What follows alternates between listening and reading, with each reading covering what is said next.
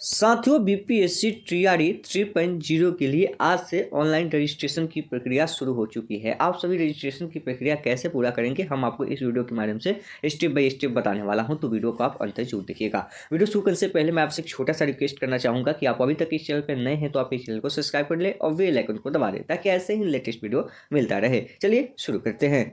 BPSC TRE 3.0 के लिए NCERT और एससीईआरटी पैटर्न पर आधारित किरण पब्लिकेशन की new self study guide market में आ गई है, जिसे लेके आप अपनी तैयारी और मजबूत कर सकते हैं। इस बुक्स में आपको चैप्टर वाइज एमसीक्यू क्वेश्चन देखने को मिल जाएगा, साथ ही दिसंबर 2023 का आपको हल पेपर देखने को मिल जाएगा और साथ ही इसमें आपको 2 प्रैक्टिस सेट भी फ्री में देखने को मिल जाएगा। अगर आप 1 to 5 के लिए तैयारी करते हैं तो आप इस बुक को ले सकते हैं। अगर आप 6 to 8 की तैयारी करते हैं तो आप इस पुस्तक को ले सकते हैं। अगर आप 9th 10th के लिए तैयारी करते हैं तो आप इस सामाजिक विज्ञान के गाइड को ले सकते हैं जो एनसीईआरटी एससीईआरटी पैटर्न पर आधारित है। अगर आप 9th 10th के लिए साइंस की तैयारी करते हैं तो आप इस पुस्तक को ले सकते हैं। अगर साथ ही आप मैथ की तैयारी करते हैं क्लास 6 to 8 के लिए तो आप इस पुस्तक को ले सकते हैं। अगर आप 6 to 8 में अगर मैथ की तैयारी कर रहे हैं तो आप इसको लेकर अपनी प्रैक्टिस सेट भी और भी कंप्लीट कर सकते हैं।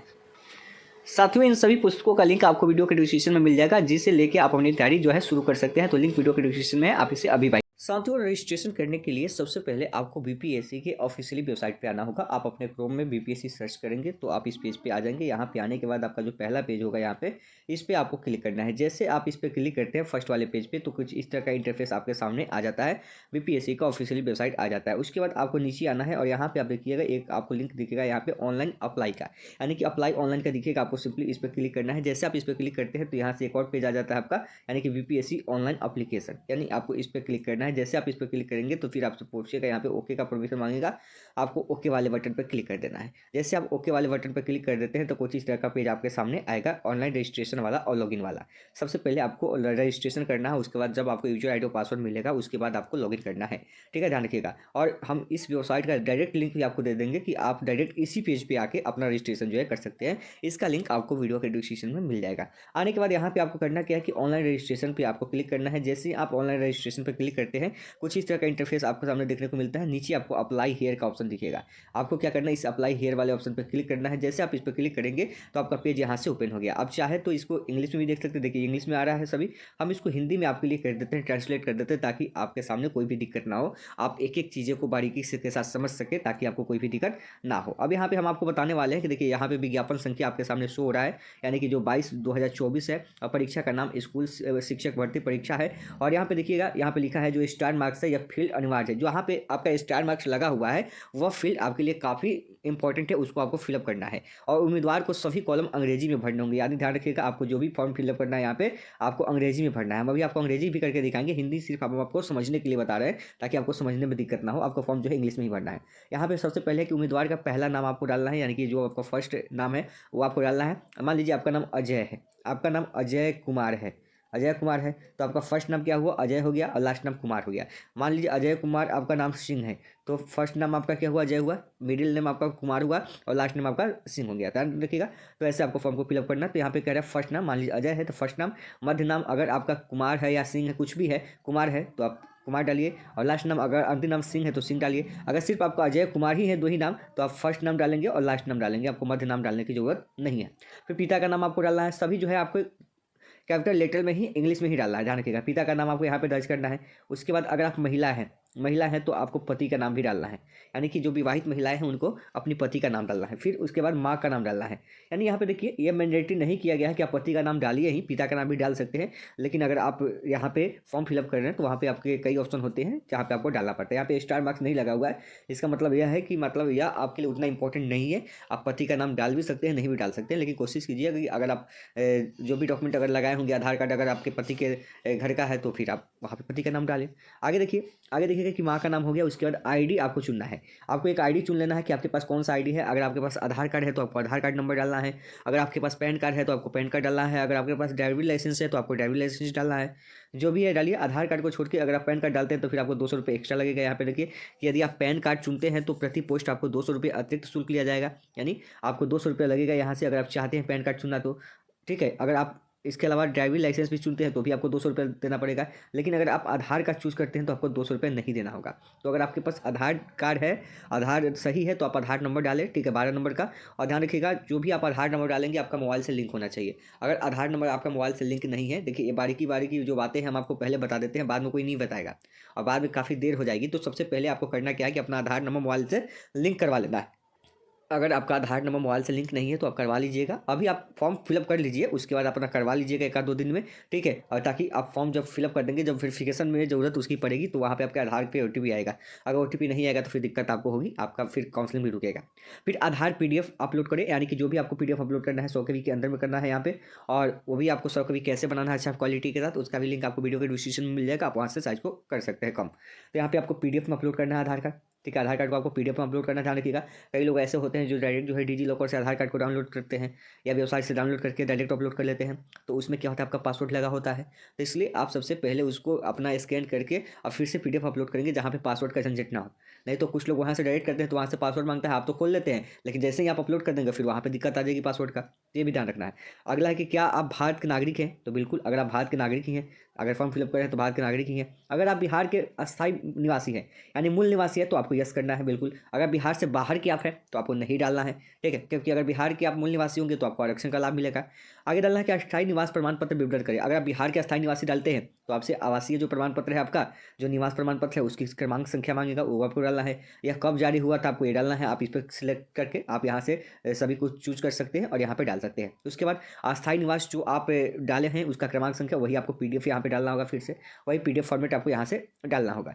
अगला कि क्या आप किसी आरक्षित वर्ग से है, कहता कि क्या आप किसी आरक्षित वर्ग से हैं, तो अगर आप हैं तो डालिए, नहीं है तो नहीं डालिए। देखिए अगर बिहार से यहाँ पर है और आवासीय की बात करें तो बिहार में आवासीय और जो जातीय होता है वह उसकी वैलिडिटी जो है लाइफ टाइम कर दी गई है, यानी कि उसकी लाइफ टाइम कर दी गई है। अगर आपका 1 साल भी पुराना आवासीय है तो आपका चलेगा, दिक्कत नहीं है। और जातीय के साथ भी वही है। बिहार से बाहर है तो आप वहाँ पर समझ लीजिएगा कि वहाँ के क्राइटेरिया क्या है, लेकिन बिहार में इसको जो है बढ़ा दिया गया है। इसको एक बार बनवा लिए तो बनाने की जरूरत नहीं पड़ती है, ये भी ध्यान रखना है। अस्थायी निवास प्रमाण पत्र आपको अपलोड कर देना है। उसके बाद क्या आप किसी आरक्षित श्रेणी से आते हैं, अगर आप आते हैं तो बिल्कुल डालिए आप कौन सा आरक्षित श्रेणी से आते हैं, EWS से आते हैं, अनुसूचित जाति से आते हैं, जिससे आते हैं आप यहाँ पे डाल दीजिए, ठीक है। नहीं आते हैं तो बिल्कुल आप नहीं डालिए, यहाँ पे कोई आपको डालने की जरूरत नहीं है। आगे आपको करना क्या है, अगर नहीं डालिएगा तो फिर इसमें आपको ऑप्शन नहीं आएगा, नहीं अगर डाल दीजिएगा तो इसमें कोई ऑप्शन नहीं आएगा चूज करने का। अगर हाँ डालते हैं, अगर आप हैं बिहार के निवासी, अगर EWS में आते हैं, OBC में आते हैं, EBC में आते हैं तो आप डाल दीजिए, ठीक है। आगे देखिए आगे क्या कहता है कि आर्थिक रूप से कमजोर वर्ग SC ST ये सब आपका दिया हुआ है। नोट यहाँ पे दिया हुआ है कि लाइक अपनी जाति और ये छोड़िए, इस चीज़ की ज़रूरत नहीं है। यहाँ पे देखिए वैवाहिक स्थिति की बात करेंगे। अगर आप शादीशुदा हैं तो बिल्कुल आप शादीशुदा डालिए, नहीं है तो अविवाहित डालिए, ठीक है। आगे देखिए लिंग, अगर आप पुरुष हैं तो पुरुष में डालिए, महिला है तो महिला में डालिए, तृतीय लिंग है तो आप इसमें डालिए, जो भी है आप इसमें डाल सकते हैं। अगला कहता है कि क्या विज्ञापन के अनुसार आप स्वतंत्रता सेनानियों के पोते या पोती है, तो भाई अगर हाँ है तो हाँ डालिए क्योंकि आपको उसका छूट मिलेगा। अगर नहीं है तो आप नहीं डालिए, ठीक है। अगर है तो आपको प्रमाण पत्र डालना होगा जो स्वतंत्रता सेनानी में मिला होगा आपके पापा जी को या दादाजी को, जो भी दादाजी को मिला होगा, ठीक है। तो अगर उनके पोते पोती हैं तो फिर आपको डालना होगा। फिर आगे उनकी तिथि डालनी होगी, उसके बाद उसका PDF डालना होगा। आगे देखिए क्या आप बेंचमार्क विकलांगता यानी कि आप जो है विकलांगता से ग्रसित है, यानी उससे पूछता है कि आप विकलांगता में आते हैं, तो आप आते हैं तो बिल्कुल डालिए, हाँ नहीं आते हैं तो बिल्कुल आपको करना है नहीं डालना है, ठीक है। ये हम आपको समझाने के लिए बता रहे हैं। अगर विकलांगता में भी कई प्रकार की विकलांगता होती है, दृष्टिबाधिता होती है, सुनने में अक्षम होते हैं, ऑर्थोपेडिक रूप से विकलांग होता है, मानसिक रूप से विकलांग होता है, तो आप इसमें कौन से कैटेगरी में आते हैं, आपके पास सर्टिफिकेट होगा तो आपको यहाँ पे जो भी डालना है आप डाल सकते हैं, जो आपके सर्टिफिकेट के अकॉर्डिंग। और उसके बाद आपको सर्टिफिकेट देना है कि आप कहाँ से, कौन से अस्पताल से चूज करना है, आपको कहाँ से बनवाए हैं, आपको यहाँ पे डाल देना है। फिर उसके बाद आपको प्रमाण पत्र यहाँ पे अपलोड कर देना है। उसके बाद क्या करना है, लेखन की आवश्यकता यहाँ पे अगर है तो लेखक की आवश्यकता, क्या आपको लेखक की आवश्यकता है, राइटर की आवश्यकता है एग्जाम में, अगर है तो हाँ डालना है, नहीं तो नहीं डालना है यहाँ पे। आगे देखिए यहाँ पे घोषणा कर देना, यहाँ पे कहता है कि क्या आप विज्ञापन के अनुसार रियायती शुल्क का भुगतान करना चाहते हैं SC ST विकलांगता महिला के लिए। अगर करना चाहते हैं तो हाँ, नहीं करना चाहते तो नहीं। अगला है कि क्या आप भूतपूर्व सैनिक हैं, क्या आप भूतपूर्व सैनिक है, आप पहले भी सैनिक रह चुके हैं, तो हाँ डालिए, नहीं तो नहीं डालना है। आगे एक उपखंड राज्य संस्था एवं नगर निकाय संस्था त्याग हेतु शिक्षक पद नाम आपको डालना है कि अगर आप नगर निकाय से आते हैं या आप कौन से संस्था से आते हैं, अगर है तो आपको डालना है यहाँ पे पद का नाम डालना है, आपको जिला चुनना है कि आप कौन से स्कूल के टीचर हैं, स्कूल वालों के लिए भी है, आपको यहाँ पे ये चीज़ डालना है कि कब आपकी ज्वाइनिंग हुई थी, ये सारी डिटेल्स डालनी है। तो जो लोग ज्वाइनिंग किए होंगे उनको पता होगा कि क्या करना है। आगे अपलोड करना है यहाँ पे प्रमाण पत्र, इसका PDF के रूप में आपको कर देना है कि आप डिजिटल राज्य संस्था और नगर निकाय संस्थान, यानी कि आप जिसके अंतर्गत आप टीचर हैं वो आपका PDF PDF डाल देना है, आपको जो मिला होगा। आगे आपको यहाँ पर सिलेक्ट करना है कि भाई अपना योग्यता सिलेक्ट करना है कि आप इसमें से कौन सा योग्यता धारण करते हैं। आगे देखिए कहता है कि B.Ed M.Ed DL.Ed ये सब जो है आपका दिया हुआ है कि वर्ग 9 से 10 के लिए, 11 12 के लिए अगर चयन करना है तो इसको डालें। तो आप जिसके लिए भी एलिजिबल हैं आप डाल सकते हैं, यानी कि अगर आप केवल कंप्यूटर विज्ञान के लिए आप डालना चाहते हैं तो अगर B.Ed धारक नहीं है कक्षा 11 के लिए तो आप डाल सकते हैं। आगे कि केवल आप संगीत के लिए डालना चाहते हैं, अगर B.Ed धारक नहीं है तो आप डाल सकते हैं, यानी कि इसमें B.Ed की आवश्यकता नहीं होती है। अगर केवल आप विशेष विद्यालय शिक्षा के लिए हैं, अगर 9 से 10 के लिए डालना चाहते हैं तो डाल सकते हैं। उसके बाद आपको क्या डालना है, अगर आप इसमें पात्रता परीक्षा पास किए हैं तो आपको यहाँ पे पात्रता परीक्षा डालना है, और केवल सुपर मार्केट परीक्षा ये नहीं आपको, यानी कि सुपर टेट अगर आप डाले हैं तो सुपर टेट डालना है। यहाँ पे अगर पात्रता परीक्षा आपके पास है तो आप सीटेट पास किए हैं, सीटेट में आपका पेपर 1 है, पेपर 2 है। अगर 1 to 5 के लिए आप भर रहे हैं तो आपको पेपर 1 डालना होगा, अगर पेपर 2 डालना होगा 6 to 8 के लिए भर रहे हैं तो ठीक है। तो जो भी आपका यहाँ पे है उसको सिलेक्ट करना है। अगर पेपर 1 यहाँ पे करते हैं तो ये आपको ये सिलेक्ट करना होगा, अगर पेपर 2 के लिए आपको ये सिलेक्ट करना होगा। यहाँ पे बिहार STT परीक्षा जो है 9th 10th के लिए आपको यहाँ पे पेपर 1 सिलेक्ट करना होगा। अगर आप 11th 12th के लिए जाते हैं तो फिर आपको पेपर 2 सिलेक्ट करना है होगा जो आप पास है।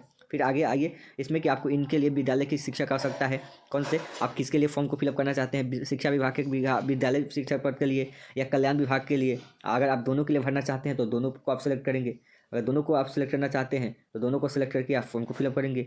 भाषा योग्यता की अर्हता क्या है आपको डालना है यहाँ पे जो भाषा अर्हता यानी भाषा योग्यता की अर्हता क्या है, आपका जो भी अर्हता है वो चीज़ आपको डालना है। भाषा अर्हता तो आप जान ही रहे कि आपको एक तो आपको कंपल्सरी जो है हिंदी है ही, हिंदी रहेगा ही, इंग्लिश रहेगा ही, एक आपका हिंदी है, उसके अलावा आपको बांग्ला देखने को मिल सकता है।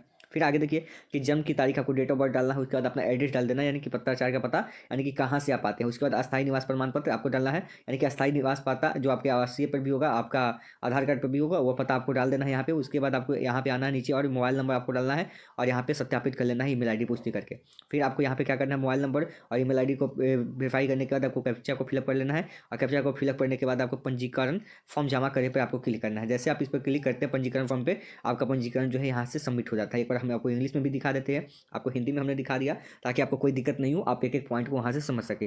अब हम आपको यहाँ पे इंग्लिश में दिखा देते हैं कि जो भी दिक्कत है आप यहाँ से समझ सकते हैं, कि अगर आपको इंग्लिश में हिंदी में कोई दिक्कत हो रही होगी तो आप इंग्लिश में यहाँ पे देख सकते हैं। तो ये सारी चीज़ें हैं जो आपके सामने आई हुई थी अभी, और वही चीज़ें हैं जो अभी आपने देखा है। तो ये सारी चीज़ें को आप फॉर्म फिलअप कर लेंगे, चाहे ईमेल हो या मोबाइल नंबर हो या आपका कैप्चा हो, सभी को वेरीफाई करने के बाद सबमिट कर देंगे। सबमिट जैसे करेंगे आपका OTP आएगा, और OTP आने के बाद क्या हो जाएगा, आपका फॉर्म जो है रजिस्ट्रेशन की प्रक्रिया पूरा हो जाएगा। उसके बाद आपको फॉर्म के लिए अगले स्टेप पे आपको जाना होगा।